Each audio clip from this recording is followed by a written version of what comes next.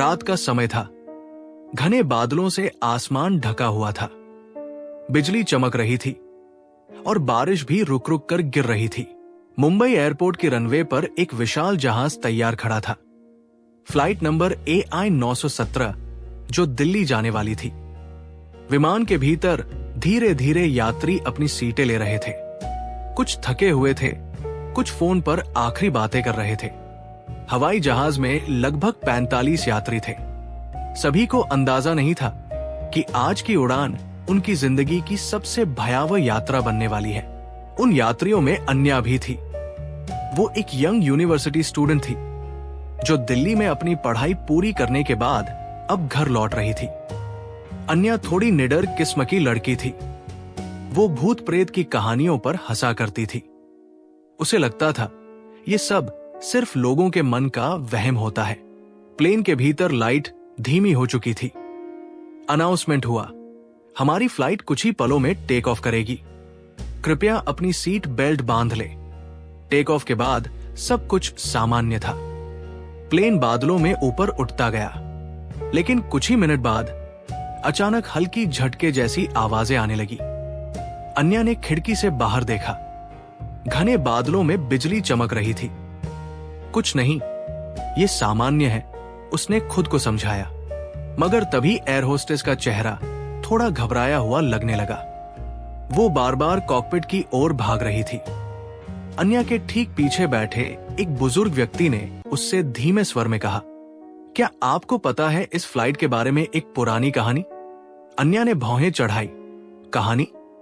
कौन सी कहानी? बुजुर्ग व्यक्ति ने धीमी आवाज में कहना शुरू किया। कहते हैं यही फ्लाइट AI 917 5 साल पहले दिल्ली जा रही थी। बीच रास्ते में अचानक प्लेन रडार से गायब हो गया। जब कुछ घंटे बाद सर्च टीम को प्लेन का मलबा मिला, सभी यात्री मर चुके थे। कोई भी जिंदा नहीं बचा। और अजीब बात यह थी, सभी की आंखें खुली हुई थी और उनके चेहरे पर दहशत जमी हुई थी। अन्या ने हंसी में उड़ा दिया। बाबा, आप भी ना इन कहानियों को हकीकत मानते हैं? मगर बुजुर्ग व्यक्ति की आंखें गंभीर थी। कल रात भी इसी फ्लाइट के बारे में मैंने एक सपना देखा। एक आवाज आई, मत चढ़ो इस विमान में, मौत इंतजार कर रही है। अन्या ने थोड़ा असहज महसूस किया, पर वो खुद को संयत रखने की कोशिश करती रही। इधर कॉकपिट में कैप्टन राजेश राठौर परेशान थे। उनकी स्क्रीन पर सारे नेविगेशन सिस्टम बार बार फेल हो रहे थे। कभी ऊंचाई गायब हो जाती, कभी रडार ब्लैंक हो जाता। सहपायलट ने पसीने पोंछते हुए कहा, सर, हमें बेस से संपर्क खो चुके हैं और बाहर तूफान खतरनाक हो रहा है। राजेश ने कांपती आवाज में कहा, मैं 20 साल से उड़ान भर रहा हूं, पर ऐसा कभी नहीं देखा। फ्लाइट के भीतर लाइट्स मंद पड़ गई। यात्रियों में कुछ खुसर फुसर होने लगी। फिर एक और झटका। पूरे विमान में अजीब सन्नाटा छा गया। एक बच्चे ने अपनी मां से पूछा, मम्मी, वो कौन है? मां ने पलट कर देखा। फ्लाइट के बीच वाले कॉरिडोर में एक सफेद साड़ी में औरत खड़ी थी। उसका चेहरा पूरी तरह बालों से ढका हुआ था। अन्या ने मुड़कर देखा। वो औरत धीरे धीरे आगे बढ़ रही थी, जैसे किसी अदृश्य ताकत ने उसे जमीन से ऊपर उठा रखा हो। लोग घबराए, सीट बेल्ट खोलकर चिल्लाने लगे। एयर होस्टेस बेहोश हो गई। फिर वो औरत एक एक कर हर यात्री की ओर मुड़ी। जो भी उसकी ओर देखता, उसकी आंखें सुन्न हो जाती। कैप्टन ने अनाउंस किया, सभी यात्री कृपया शांति बनाए रखें। हम इमरजेंसी लैंडिंग की कोशिश कर रहे हैं। मगर आवाज टूट गई। स्पीकर से अजीब घड़घड़ाहट होने लगी। फ्लाइट के अंदर तापमान जैसे बर्फीला हो गया। यात्रियों के मुंह से भाप निकलने लगी। कौन हो तुम? अन्या ने कांपती आवाज में पूछा। वो औरत रुकी। उसने धीरे धीरे चेहरा ऊपर उठाया। उसकी आंखें गड्ढों जैसी थी। एक पल में अन्या को लगा जैसे उसके कानों में कोई औरत की आवाज गूंज रही हो, तुम सब मेरे साथ चलोगे, कभी लौटोगे नहीं। वो औरत अपनी खाली गड्ढों जैसी आंखों से अन्या को घूर रही थी। अन्या की सांस जैसे रुक गई। उसके बदन में कप्पी दौड़ गई। आंखें अपने आप बंद हो रही थी, पर फिर भी वो अपनी पूरी ताकत से खुद को होश में रखने की कोशिश कर रही थी। इधर फ्लाइट की लाइटें बुझ बुझ कर जल रही थी। बीच बीच में काले अंधेरे में पूरा प्लेन खो जाता। हर बार रोशनी आती तो वो औरत पहले से करीब आ चुकी होती। यात्रियों की चीखें अब एक डरावनी गूंज में बदल गई थी। कुछ लोग अपने कान बंद करके नीचे झुक गए। किसी ने सीट बेल्ट खोलकर भागने की कोशिश की, मगर अंधेरे में गिर पड़े। कैप्टन राजेश ने कॉकपिट में इमरजेंसी लैंडिंग की प्रक्रिया शुरू कर दी, पर सिस्टम अब भी ठप हो चुका था। मेरे रडार पर कुछ नहीं है, सह पायलट कांपती आवाज में बोला। हम कहाँ जा रहे हैं? हमें कुछ दिख नहीं रहा। राजेश ने अपनी आंखें बंद की। उनके दिमाग में अपनी बेटी की तस्वीर तैर रही थी। अगर आज कुछ हो गया तो उसे कौन संभालेगा? इधर अन्या को ऐसा लगा जैसे वो औरत सीधी उसके कान में फुसफुसा रही हो। तुम सब मेरे साथ चलोगे। वो धीरे धीरे अपनी जगह से उठी। अब कोई इंसानी डर बाकी नहीं था। एक अजीब सा जड़त्व शरीर में फैल चुका था, जैसे दिमाग को कोई और कंट्रोल कर रहा हो।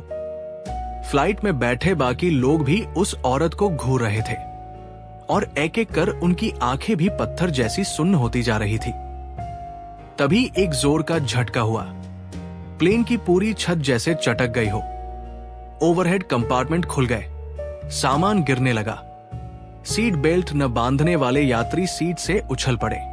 एक बच्ची अपनी मां की गोद में रो रही थी।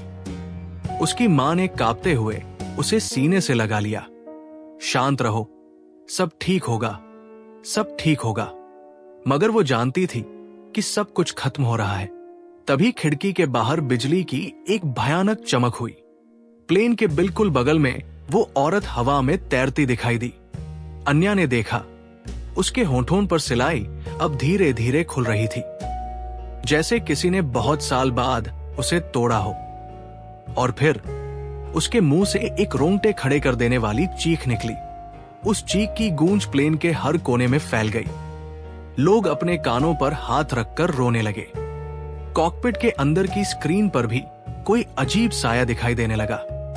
कैप्टन राजेश ने अपने दोनों हाथ जोड़कर कहा, ये कौन सी मुसीबत है? अन्या को लगा जैसे उसका दिल फट जाएगा। उसने आंखें बंद की, लेकिन वो आवाज अब उसके सिर के अंदर गूंज रही थी। कितनों को मारना पड़ेगा, कितनों को। अचानक प्लेन की रफ्तार और तेज हो गई।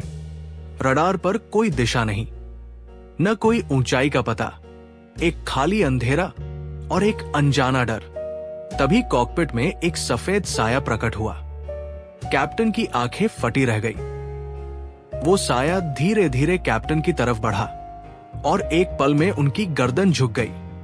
उनका सिर बेजान सा लटक गया। सह पायलट ने डर के मारे कंट्रोल्स पर सिर रख दिया। फ्लाइट अब किसी अदृश्य ताकत के इशारे पर चल रही थी। अन्या ने जब आंखें खोली तो देखा वो औरत ठीक उसकी सीट के सामने खड़ी थी। उसका चेहरा अब साफ दिख रहा था। धंसी आंखें, काले गड्ढे। उसने धीरे से हाथ बढ़ाया और अन्या के गाल पर छुआ। तुम भी अब मेरे साथ चलोगी। अन्या की सांस बंद होने लगी। उसे लगा उसका दिल धड़कना भूल जाएगा। तभी किसी तरह उसके दिमाग में अपनी मां की आवाज गूंजी, बेटी हिम्मत मत हारना। वो कांपते हाथों से जेब में पड़ा छोटा सा क्रॉस का लॉकेट निकाल लाई, जो उसकी मां ने दिया था। उसने कांपते हुए उस औरत की तरफ बढ़ा दिया। प्लेन में एक तेज हवा का झोंका उठा। सारी लाइटें बुझ गई। एक सेकंड में सन्नाटा। फिर जैसे कुछ पल बाद अचानक वो औरत गायब हो गई। लाइटें वापस जली। कॉकपिट में सारे कंट्रोल वापस काम करने लगे। सह पायलट ने घबराई आवाज में अनाउंस किया, हम कंट्रोल में वापस आ गए हैं। इमरजेंसी लैंडिंग करेंगे। प्लेन हिचकोलों के साथ नीचे जाने लगा। अन्या अब भी कांप रही थी। वो जानती थी कि जो कुछ हुआ उसे कोई कभी नहीं मानेगा। जब फ्लाइट की लैंडिंग हुई तो सारे यात्री गुमसुम से उतरे। किसी के पास कोई शब्द नहीं थे। एयरपोर्ट पर अन्या की मां उसे गले से लगाकर रोने लगी। बेटी, तू ठीक है ना? अन्या की आंखें अब भी किसी डरावनी याद में डूबी थी। उसके हाथ में वो लॉकेट अब भी चमक रहा था। वो जानती थी वो औरत कोई सपना नहीं थी और शायद एक दिन फिर लौट कर आएगी। उस रात के बाद फ्लाइट AR 917 को हमेशा के लिए बंद कर दिया गया। कहते हैं जो भी उस सफेद साड़ी वाली औरत की आंखों में आंखें डालता है वो हमेशा के लिए खो जाता है।